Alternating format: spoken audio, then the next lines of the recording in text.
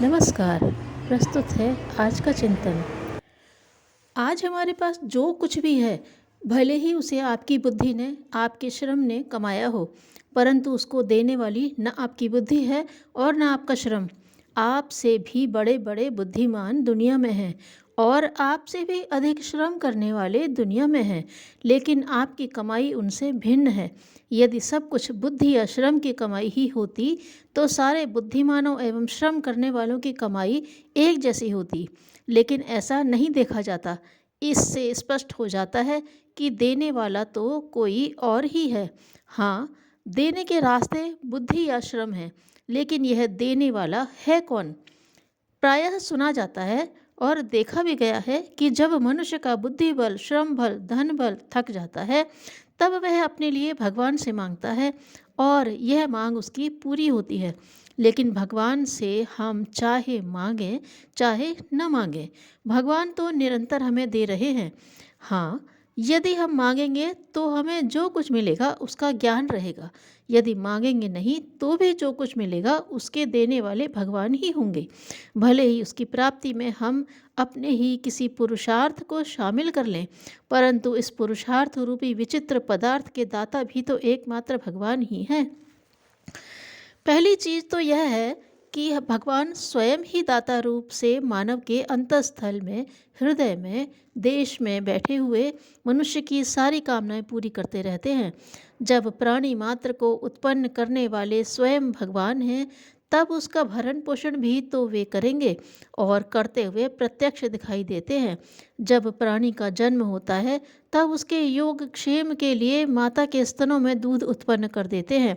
यदि दूध वे उत्पन्न नहीं करते तो कौन सी प्रक्रिया है जिससे माँ के स्तनों में दूध भर दिया जाता है? क्या किसी मानव ने या किसी वैज्ञानिक ने ऐसा कोई आविष्कार किया है जिसने मानव यंत्र बनाकर उसमें अपने आप उत्पन्न होने वाले दूध को भर दिया हो? मस्तिष्क में बुद्धि, मन आदि तत्वों को देकर प्राणी को क्रियावान बनाना भगवान की प्राणी को महत्वपूर्ण देन है। शरीर में बल का संचार कौन कर जाता है, जिससे शरीर क्रियावान होकर काम धाम करता है? उपयोग में आने वाले हवा, पानी, अग्नि को किसने बनाया है? क्या कोई व्यक्ति इन्हें बना सकता है? मनुष्य में ज्ञान की भावना को उत्पन्न करने वाला सिवाय भगवान के और कौन हो सकता है?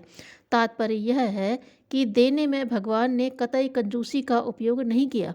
उन्होंने जो कुछ दिया है और सृष्टि में जो कुछ बनाया है, वह सारा का सारा मुक्त हस्त होकर प्राणी के उपभोग के लिए दे डाला है। प्रत्येक व्यक्ति के अंदर जीवन और जीवन शक्तियाँ बीज रूप में भगवान ने दे डाली हैं। बीज का जब तक उपयोग न किया जाए, जब तक उसकी शक्तियों को जगाया न जाए, तब तक वह मूर्छित अवस्था में ही रहता है। मनुष्य को भगवान ने जो कुछ दिया है वह महान है, अनंत है, लेकिन मूर्छित अवस्था में जो उसे जगा कर उसका उपयोग करना जानते हैं, दुनिया में उनके लिए किसी प्रकार का भी अभाव नहीं रहता। लेकिन जो बिना जगाए हाथ पर हाथ रखे बैठे रहते हैं, वे भगवान की कृपा के अनधिकारी होने के कारण उनकी दी हुई शक्ति को अपने लिए पंगु बना डालते हैं। भगवान पूर्ण है और शक्ति का खजाना है। जितनी शक्तियाँ भगवान में हैं, जो काम भगवान कर सकते हैं, उन सबको बीज रूप से भगवान ने प्राणी को दे डाला है। इसीलिए उसके अंदर अगाध ज्ञान का भंडार है, अगाध कर्म शक्ति है। जिस प्रकार माँ के स्तनों में दूध का भंडार भरा रहता है, पर बालक जब तक उन्हें अपने मुंह से लगाकर उसे अपनी ओर आकर्षित नहीं करता है, तब तक स्तनों में दूध भरा रहने पर भी बच्चे को वह प्राप्त नहीं होता है। उसी प्रकार कर्म शक्ति और ज्ञान शक्ति का निवास होने पर भी जब तक उनको दोहने की कला से प्राणी अपरिचित रहता है, तब तक भगवान की इस दिव्य देन का वह उपयोग नहीं कर पाता। यह हम पर ही निर्भर है कि हम उन शक्तियों का कितना उपयोग कर सकते हैं। भगवान ने शक्तियों का दान देने में किसी पक्षपात का आश्रय नहीं लिया है। उन्होंने जो कुछ दिया है समस्त प्राणियों को समान रूप से दिया है। जैसे कि एक पिता अपने पुत्रों को अपनी संपत्ति का बंटवारा समान रूप से करता है, लेकिन संपत्ति की रक्षा करना पिता पर नहीं, पुत्र पर ही निर्भर करता है। कोई पुत्र उस संपत्ति को चौगुनी, 8 गुनी, क्या 100 गुनी अधिक कर देता है, और कोई अपना सर्वस्व तक खो देता है। जो शक्तियों को जगाकर उनका उपयोग करते हैं, वे संसार के महान से महान व्यक्ति बन जाते हैं, पर जो उन शक्तियों का दुरुपयोग करते हैं, वे पतन के गहरे गड्ढे में गिर पड़ते हैं।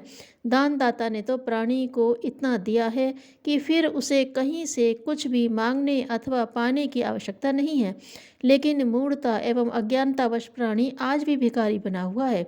उसने अपने भीतर के अपार श्रद्धा स्रोत को सुखाकर भगवान की ओर से पीठ फेर ली है।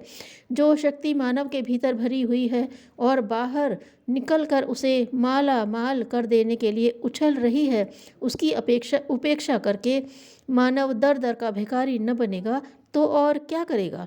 भगवान को भूलकर उनकी शक्तियों को जागृत कर लेना कदापि संभव नहीं है।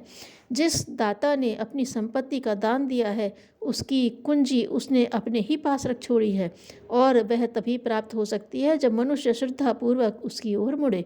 भगवान की शक्तियाँ जब भगवान के साथ संबंध स्थापित करके जागृत कर ली जाती हैं और उनका उपयोग भगवान के लिए ही किया जाता है, तो मनुष्य में अनेक दैवी गुणों की उत्पत्ति होनी आरंभ हो जाती है। भगवान की संपत्ति के पा लेने पर भी जो भगवान के लिए व्यय करने में कोताही करते हैं या उससे मुंह मोड़ लेते हैं, वे देकर विकास करने की कला से अनभिज्ञ रहने के कारण प्राप्त संपत्ति को निरंतर संकुचित करते रहते हैं, और एक दिन ऐसा होता है जबकि उनके पास कुछ भी नहीं बच रहता है। जितनी संपत्ति है, जितनी शक्तियां हैं, समस्त भगवान की हैं। भगवान ने ही उसे सब दिया है, लेकिन भगवान को भूलकर अज्ञानी लोग अपने अहंकार से देने की प्रक्रिया को भुलाकर अपने आनंद को नित्य प्रतीक होते रहते हैं और अपने लिए शोक और दुख का बीज बोते रहते हैं। दाता की संपत्ति का उसकी इच्छानुसार वितरण न करके मनुष्य अपने इस लोक के सुखों से तो वंचित होता ही है, साथ साथ परलोक को भी बिगाड़ देता है। भगवान ने संसार के समस्त प्राणियों को अपार आनंद शक्ति का दान दिया है, लेकिन मानव अपनी ही मूर्खता से उसका वितरण न करके उसे खो बैठता है।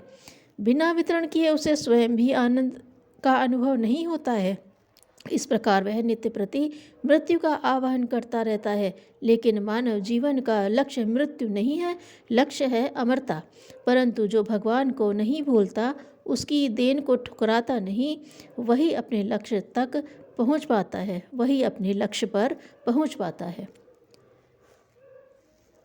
अनवरत प्रयास के बिना किसी के गले में विनय बैजंती नहीं पहनाई गई। परिषद के प्रांगण में लेखन के सभी उपकरण एकत्रित हुए और साहित्य सृजन में अपनी अपनी भूमिका का बढ़ चढ़कर उल्लेख करने लगे।